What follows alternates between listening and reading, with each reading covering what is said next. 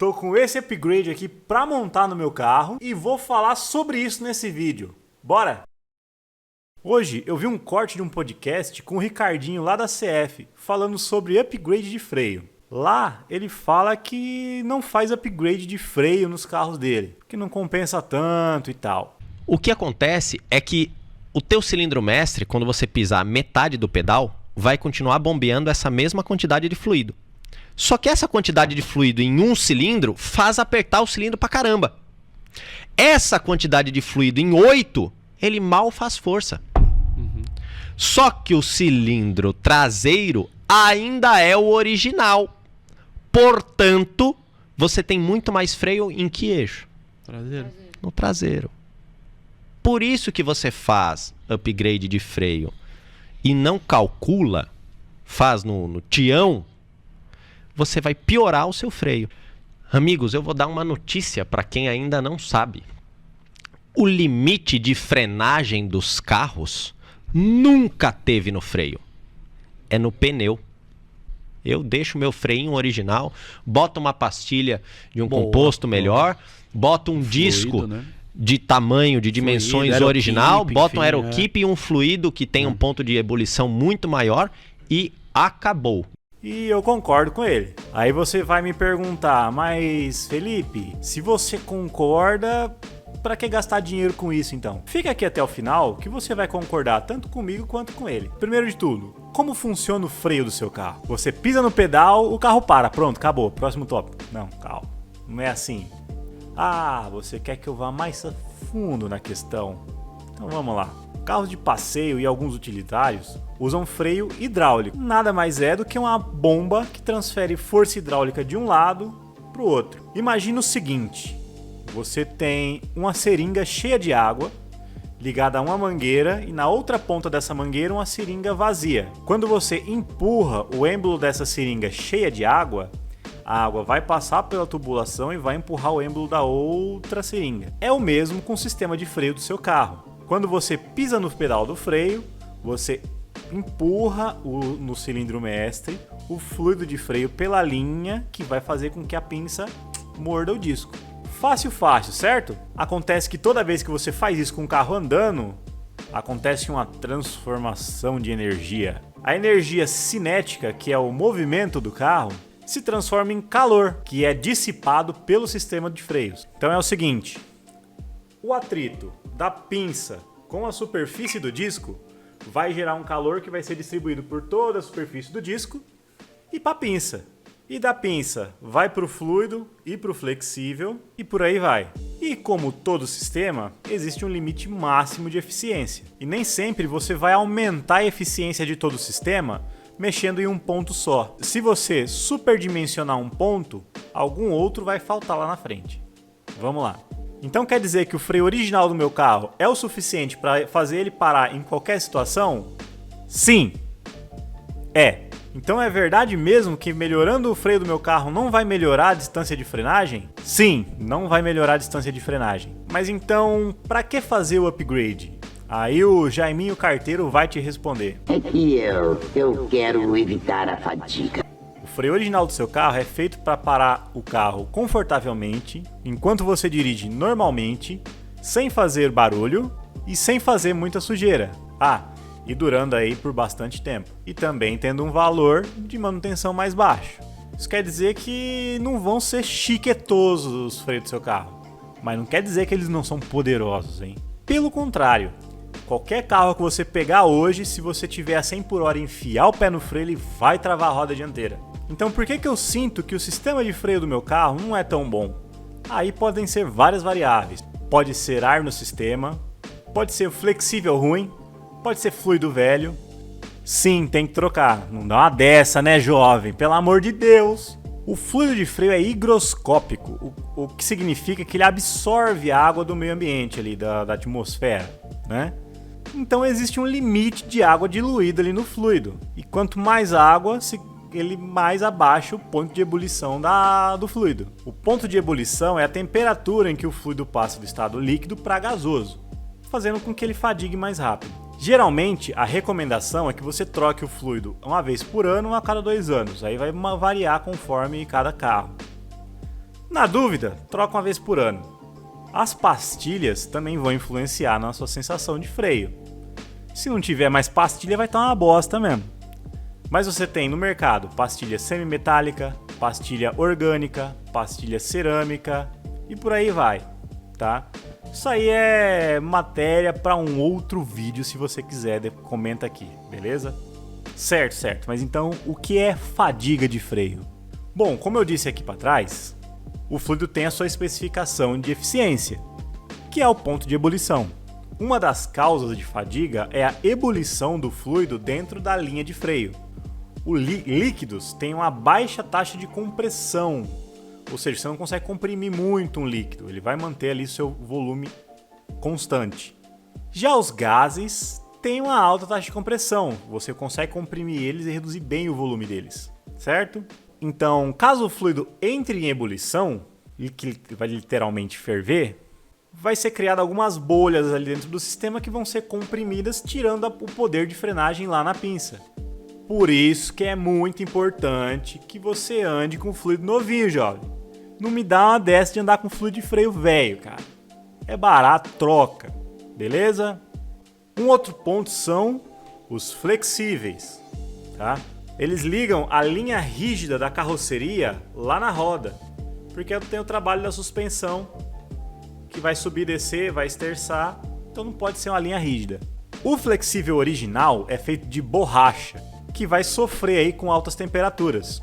Acontece que por alta temperatura a borracha começa a ficar mais maleável, o que acaba por roubar ali o poder de frenagem do carro, porque a linha vai dilatar, vai expandir e vai roubar aquela pressão hidráulica que ia para a pinça. Entendeu?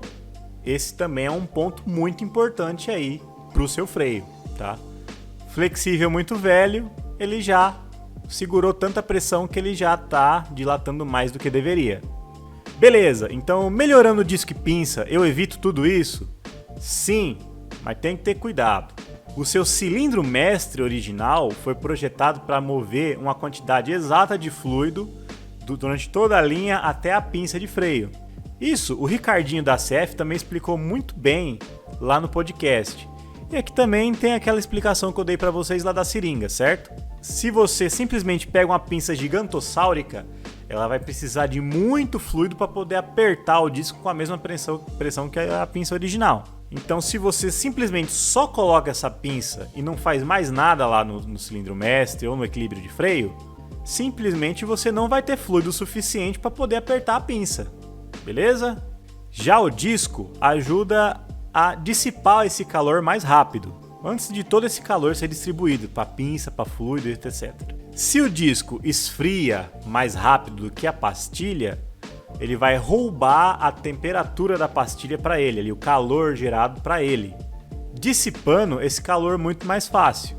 Outro ponto bem importante é a espessura do disco. Imagina o seguinte, você tem um maçarico, uma folha de papel alumínio e a sua mão do outro lado, beleza? Quanto tempo demoraria para o maçarico esquentar essa folha, derreter e a chama pegar na sua mão? Pouquíssimo tempo, porque a folha é bem fininha, correto? Agora imagine que você tem uma chapa de 2 centímetros na frente. Quanto tempo esse maçarico demoraria para esquentar a chapa, derreter a chapa e o calor chegar na sua mão e te queimar? Muito mais tempo, certo? Funciona igual para o disco de freio. Se ele é mais parrudo, ele vai absorver mais calor, com isso você tem menos chance de fadiga, certo? Então por que colocar um disco com um diâmetro maior e não com a espessura maior? É para ter mais força na mordida do disco, só. Quando o engenheiro vai projetar o freio do seu carro, ele leva em consideração várias outras questões, como por exemplo o diâmetro mínimo da roda que vai naquele projeto. Por isso que às vezes o seu carro com roda aro 17 tem um disco de pinça pequenininho, porque pode ser que na versão mais básica ele tenha ali um roda aro 15 ou até mesmo aro 13. E pode ser que o seu step seja aro 13. Já em um super esportivo, o que limita é o diâmetro máximo da roda. Você não vai ter um carro com roda aro 30 para poder ter um discão. E mesmo que tenha, imagine o tamanho da linha de freio e da pinça para poder morder isso tudo. Aí, nestes casos, você já entra em desenvolvimento de materiais, aí, disco de composto cerâmico e tal, que é matéria para um outro vídeo aí também. Comenta aí que se você quer também um vídeo sobre isso. Mas assim, eu acredito que quem tá aqui não tem um carro desse. E se tiver, irmão, você tá precisando de upgrade de freio mesmo? Tem certeza? Tá, entendi. E o flexível e fluido então, tem upgrade? Opa! Mas é claro, jovem, o flexível de freio pode ser trocado por um desse aqui, ó, de Aerokeep, que é uma linha mais rígida. Internamente, ela é feita de Teflon e externamente, ela tem um revestimento metálico, tá vendo aí? Que isso tudo impede a deformação e a expansão da linha. Ou seja, vai transmitir muito mais força de frenagem para a própria pinça.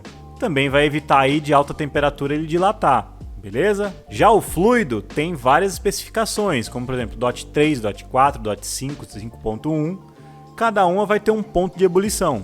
Se você começa a utilizar um fluido com um ponto de ebulição mais alto, já evita que o fluido ferva e crie bolhas dentro da linha. Legal? Beleza, mas se mesmo assim eu quiser colocar um freio gigantossáurico no meu carro, tem como deixar isso funcional? Bom, aí além de você colocar os freios, que de preferência vai estar com a Aerokeep, né?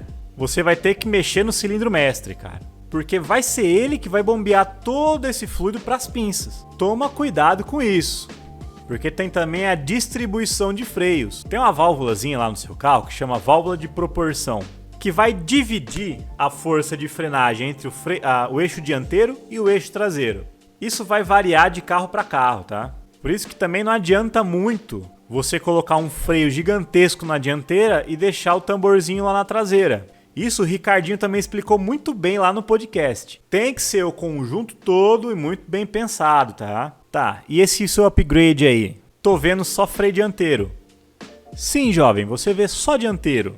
Mas eu tô fazendo upgrade nas 4 rodas, tá? Meu carro já tem um upgrade de freio na traseira. Ah, pra quem não sabe, meu carro é um Honda Civic 96. Beleza? Olha só, eu já tirei o tambor da traseira, já tem um tempo. A traseira eu peguei de um modelo igual ao meu, só que com um disco na traseira. Aí já fiz o swap completo.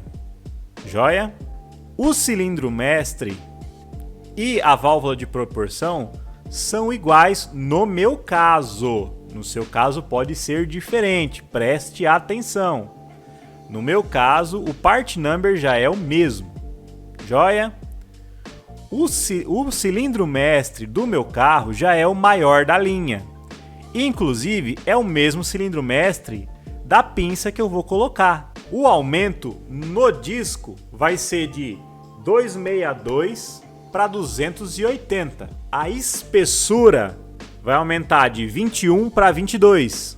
Ah, e o tamanho da pista que a pastilha vai morder vai aumentar de 51,5 para 53,5. No geral, então, fica uns 10% de ganho só no disco, beleza? Já a pinça, eu tô trocando mais por conta do disco, porque o disco é mais largo e é maior, tá? O que eu preciso é de uma pinça que morda toda essa pista do disco e que não seja tão maior que a original, a ponto aí de perder o equilíbrio de freio. A minha pinça original, que tá lá no carro, é de um pistão só. Essa aqui também.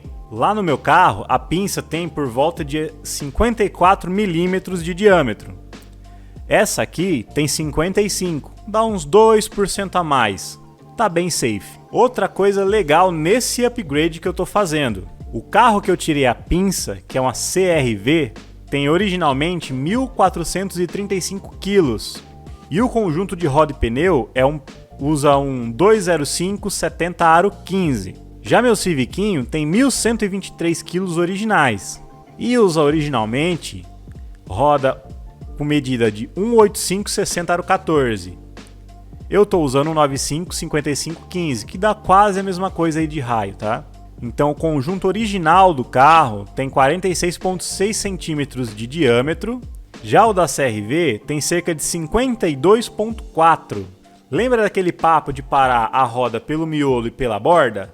Pois é, na prática, esse freio que eu tô colocando segura um carro 312 quilos mais pesado e com a distribuição de frenagem em uma roda que tem um diâmetro maior. Então, se eu monto esse sistema de freio em um carro mais leve com a roda menor, o conjunto vai ficar distribuído mais para a extremidade e vai sobrar no meu carro. Se mesmo assim eu tiver a proeza de fazer esse conjunto ferver, o AeroKeep vai segurar. E se mesmo assim continuar abusando, o fluido também vai segurar, porque eu vou colocar um fluido DOT 5.1. Então é isso, galera. Eu espero que tenha ficado claro para vocês os motivos e as razões aí de upgrade, do que fazer, o que não fazer, como fazer. Se você quer mais algum esclarecimento, comenta aqui embaixo que a gente vai trocando uma ideia. Deixa o like aí para me ajudar muito, que esse canal aqui é novo, tô começando agora.